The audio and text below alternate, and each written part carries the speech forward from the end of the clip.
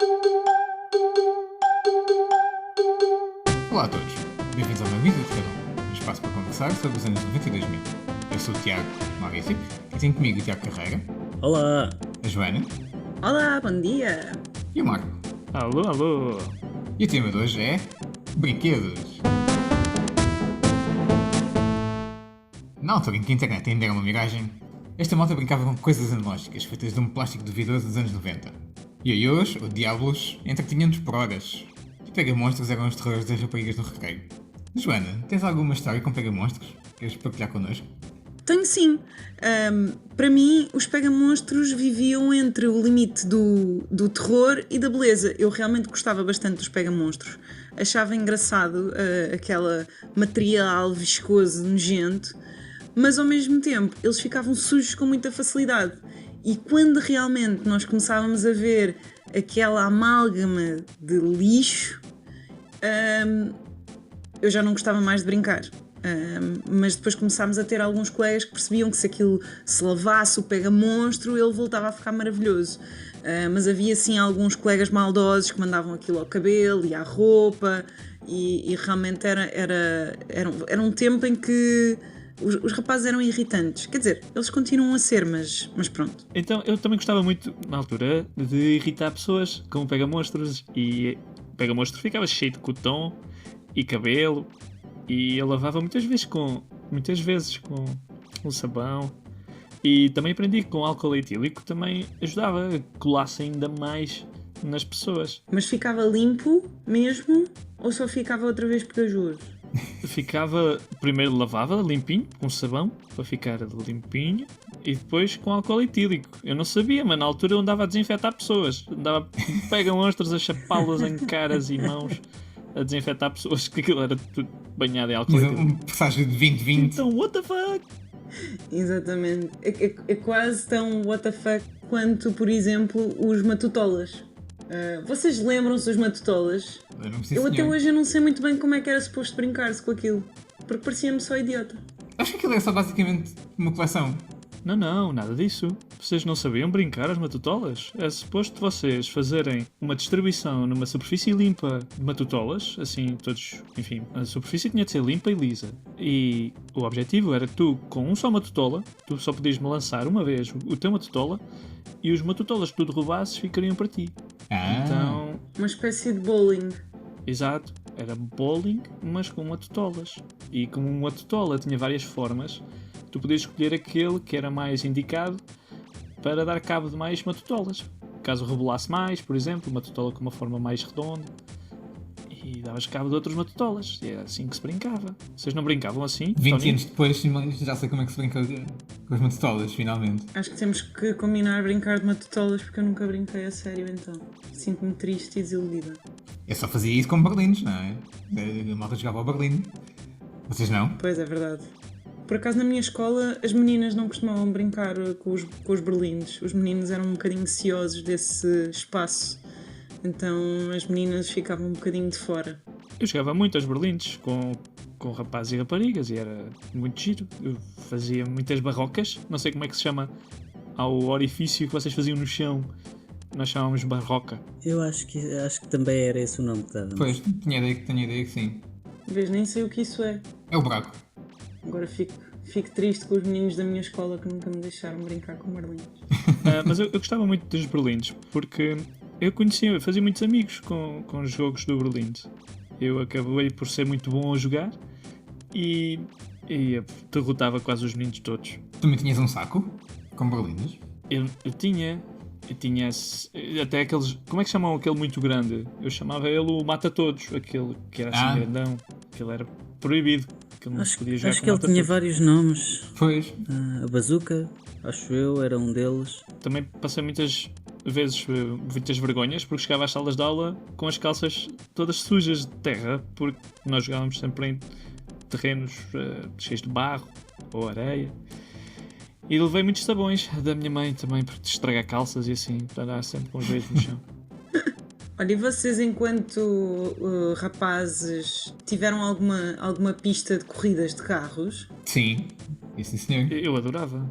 Eu desenhava as minhas pistas na terra e depois escolhia um tronco de árvore para ser no meu carro e fazia estas pistas. Ah, tu eras assim mais analógica. A minha era daquelas que tinhas um comandozinho com fio e andava ali. Mas aquilo era muito irritante porque o carro saía sempre disparado na primeira curva. E acontecia daquilo às vezes não funcionar. Despertou em ti o teu engenheiro de hoje para perceber porque é que aquela porcaria não funcionava. Ah, sim, várias vezes. Claro que depois nunca conseguia voltar a metê-los na forma original, mas pronto, olha. Serviu para descobrir alguma coisa. Eu gostava imenso de brincar com essas pistas, que aquilo tinha que se encaixar realmente muito bem e aquela parte metálica tinha que ficar mesmo perfeitamente encaixada. E mesmo assim era aquela surpresa de que quando ligavas, eventualmente aquilo poderia não funcionar. Mas aquilo era incrível, porque o carro andava muito rápido. Eu achava aquilo giríssimo. E eu achava imensa piada quando a pista tinha loops. Isso. Né? E ele saía disparado. Exato, nunca funcionava. Era espetacular. Sim, até porque depois aquilo para encaixar direito também nunca corria muito bem, mas eu achava incrível. Eu gostava muito de estar com amigos meus, rapazes que tinham essas pistas, porque eu achava aquilo, epá, como é que é possível? Até porque muitos dos brinquedos mais assim para meninas não tinham essa parte assim tão avançada de uma coisa que se ligava e que o carro andava rapidíssimo. Por isso também gostava imenso. Um dos presentes que a minha mãe ofereceu ao meu pai, e é verdade, é mesmo a minha mãe ofereceu ao meu pai, foi um carro telecomandado. Eu achava aquilo giríssimo. Mas eu achava aquilo muito giro de poder controlar o carro, pois já era assim um carro grandão, então dava para fazer manobras, era giro. Vocês tiveram carros telecomandados? Sim, tive uma série deles. Acho que praticamente todos acabaram em destruição, mas pronto. Os meus também. Porque, pronto, uma pessoa que gostava de ser de rapaz, não é? Tinha sempre aquela curiosidade de ver o que é que acontecia quando ele se espetava na parede, por exemplo, ou contra uma árvore, ou contra um calhau, e às vezes lá ia um bocado de uma peça fora. Porque o desfecho era muito misterioso, não é? Tu tinhas de descobrir o que é que poderia acontecer mais quando espetavas um carro contra uma árvore. Será que se ele for contra uma pedra vai partir-se mais ou menos do que se for contra uma árvore? Estás a ver? Ou será que passa para um portal espaço-temporal e não se parte? São tudo questões muito legítimas. Não, que bom que o Maurício tirou isto da cabeça dele quando era miúdo, porque se ele agora tentasse fazer o mesmo, era um bocado mais perigoso. Não, sabem o que é que eu acho? É que isto era um método científico já a surgir na cabeça do Maurício, do ponto de vista de vamos testar a hipótese A, a hipótese B, a hipótese C e ver quais são os resultados. Ele é um rapaz sistemático, temos que compreender. É verdade, era só a sua veia experimental, o cientista a surgir. Ainda bem que ele estragou esses carros telecomandados então. É por isso que ele hoje é tecnicamente mais proficiente do que seria se não tivesse feito essa experiência. Diz que sim. Olha, e vocês brincavam com alguns dos brinquedos que as meninas brincavam? E eu vou-vos dar exemplos dos meus brinquedos, já que estou aqui em minoria. Por exemplo, um brinquedo que eu adorava eram as Polly Pockets e os Pinipons. Não, mas já falas nas coisas. Eu brinquei com os como é que se chamavam aqueles? Os trolls. Os trolls eram mais unissexo, né? Mas pronto, assim, em termos de bonecos e brinquedos. Sim, entendi. Era o brinquedo que tu brincavas. Eu gostava muito das Polly Pockets porque era simultaneamente pequeno e tu poderias ter vários tipos diferentes de Polly Pockets, de ambientes. Tinhas a casinha, tinhas a piscina, tinhas as várias coisas que elas podiam fazer, e aquilo era pequenino, e muitas deles a casa dobrava-se, isto é, era uma espécie de uma caixa estilizada, e que podias levar para todo o lado. Eu não gostava muito de levar brinquedos para a rua, desses, porque achava que se podiam perder, estragar, alguém poderia ficar com eles, mas achava engraçado aquela coisa de poder arrumar depois os brinquedos e as bonecas ficavam todas lá dentro. E é engraçado como esses brinquedos, e um que vocês de certeza que tiveram foram os Playmobiles, era que estes brinquedos tu poderias sempre comprar mais coisas e os bonecos continuavam a fazer parte da expansão, digamos assim, dos brinquedos, e então Aí eu gostava dos pinipons e ainda para mais tinha pinipons, eu acho que já vários, depois dos meus irmãos e toda a gente juntava, e então aquilo já era um grande reino dos pinipons. Vocês tinham, acredito que se calhar vocês tivessem Playmobiles, vocês tinham? Eu cheguei a ter pequenas coleções, não coleções, eram Playmobils que eu ia herdando de primos, então eu tive, junto Sim. com Legos, eu ia criando esse sentido de coleção com Legos, por exemplo, eu ia recebendo Legos e alguns traziam Playmobils e outros brinquedos. E é muito giro, eu gostava muito de fazer essas brincadeiras com os meus amigos, fazer casas com Legos e depois andar com os Playmobils, visitar as casas.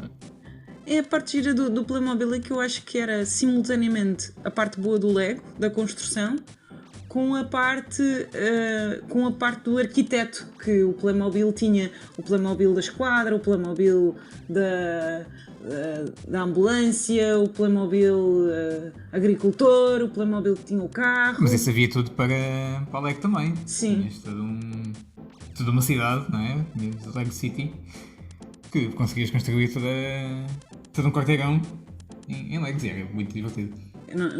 Eu tenho que partilhar com vocês que os Playmobils que eu e os meus irmãos fomos tendo, como dizia o Marco, foram sendo herdados e colecionados, e então hoje é uma caixa gigante que a minha mãe nunca quis dar e guardou religiosamente. Então agora com a minha filha voltámos a abrir aquela caixa, e claro que o entusiasmo meu era muito maior do que o dela em voltar a montar todos aqueles o hospital e as coisas, e eu, estás a ver, olha aqui o bombeiro e a médica, e ela a olhar e a ver bonecos e eu a ver toda a minha infância ali a passar pelos meus olhos. Agora vai ser a Joana a tirar os brinquedos da mão da Luísa.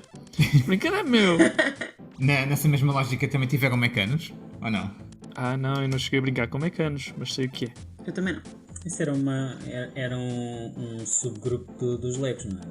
Mecanos? Não, eram assim umas chapas de metal, com buraquinhos. Uma espécie de tipo de Lego Technic, mas feito de metal. Que basicamente tinha mesmo uns parafusos e Sim. umas porcas para brincar. Exatamente. Eu acho que me lembro de ver isso. Achava isso incrível. Aquilo era espetacular. Eu só tive um, acho eu, ou dois. Mas era bem divertido. Dava mesmo aquela sensação de seres o mecânico ali de... Bob o construtor. Exato. E vocês guardaram brinquedos, como a Joana estava a descrever? Eu guardei imensos matutolas e matutazes. Eu sei onde é que eles estão ainda lá em casa. Eu acho que só tenho Legos. por acaso. Eu fui passando sempre aos meus irmãos, e quando chegou o meu irmão mais novo, houve muitas coisas que depois dele deixar de usar foram embora, com muita pena minha, mas foram embora. E ainda bem. Outras, sei lá, jogos de tabuleiro, como estávamos a falar, os traga-bolas e essas coisas, alguns ainda ficaram, mas é isso. Vocês jogavam traga-bolas? Não. Eu joguei traga-bolas. Era tão viciante. Entalei tanta mão de tanta criança. Será aquele jogo que tinha uns hipopótamos que comiam bolas? Era sim, senhor. E vocês, acontecia-vos desaparecerem as bolas para não sei para onde, com a violência com que jogavam, e depois de terem que ir descobrir debaixo de um armário onde é que elas tinham ido parar? Sim, eu levava com elas na tola também, porque como o hipopótamo às vezes não trincava completamente a bola, entalava e a bola saltava disparada para qualquer direção. Era imprevisível. E se lembram, o jogo tinha 4 hipopótamos, eram 4 jogadores, portanto era muito provável que uma criança apanhasse com a bola. E eu sou uma pessoa com muita sorte, então apanhava a bola muita vez de cabeça. E tu, Tiago, o que é que tu brincavas mais? Eu sei que tive Tazos, estavas a falar disso, e curiosamente, há não muito tempo, eu voltei a vasculhar algumas das coisas que tenho guardado em casa dos meus pais e encontrei um porta-Tazos. Epá, a alegria que eu senti quando vi aquilo. Tu ainda tens um porta-tazos, espetáculo. Eu acho que vou tirar uma fotografia daquilo e enviar-vos. Boa, faz isso. Tira. Vamos pôr no Instagram. Mas como é que tu brincavas aos matutazos? Não me lembro de muitas coisas, mas há uma coisa que eu me lembro, que eu joguei como muitos de nós jogámos, que era tentar roubar tazos aos outros colegas, não é? Portanto, fazíamos um monte de tazos, atirávamos um tazo para cima do monte, e aqueles que ficassem virados ao contrário passavam a ser nossos. eu sei que gastei para aí 2 montes de tazos de uma vez e os perdi todos, tipo em 15 minutos, ou uma coisa assim. E fiquei muito chateado e acho que é uma das razões pelas quais eu hoje em dia não sou assim tão adepto de jogos de casino. Portanto, foi uma aprendizagem para a vida. Muitos tazos. A roubar negócios a casinos, sim, desde 1980. Isso é muita batata frita. Yeah.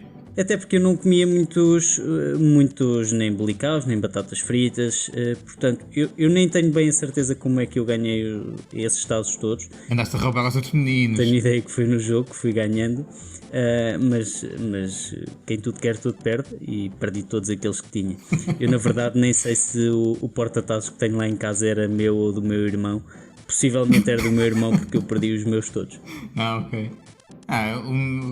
Eu jogava, não era semelhante, mas era com os tazos todos em cima de uma superfície lisa, e a ideia era fazer uma cunha e fazer com que eles virassem, portanto, saltassem e dessem a volta e ficassem virados ao contrário. Uau, muitas técnicas. Sim, isso fazia-se quando já estava só um tazo em cima da mesa, quando não estavam sobrepostos com mais nenhum. Pelo menos era assim que eu jogava. Ah, ok. Eu era só mesmo pô-los em cima da mesa assim disparados, um bocado como Mikado, e depois tentar virá-los. Eu gostava mesmo de colecioná-los. Eu tinha uma caderneta, então colecionava todos. Havia dos Looney Tunes, do Chester Cheetah, o tipo dos pacotes da Cheetos. Ele tinha várias séries. E saiu na altura um Master Tazo, que era era de plástico, duro, e era muito grosso. E esse ganhava todos os tazos, porque na prática era um monte de 5 tazos, todos colados uns aos outros. E, enfim, soltava. Mas era de plástico, não era?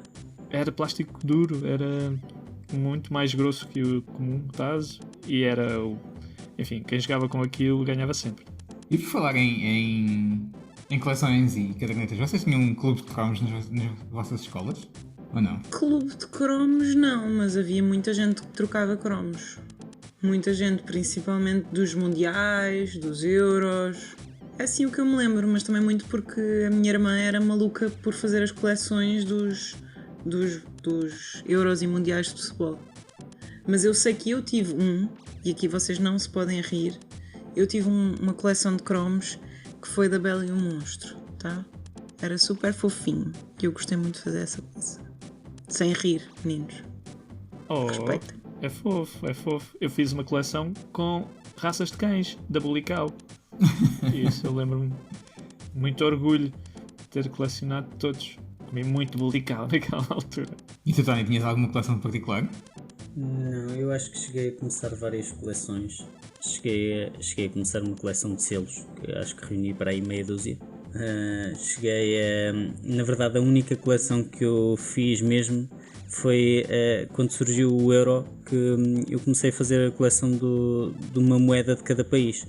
Nada de extraordinário, como havia alguns colecionadores que colecionavam moedas de cada ano.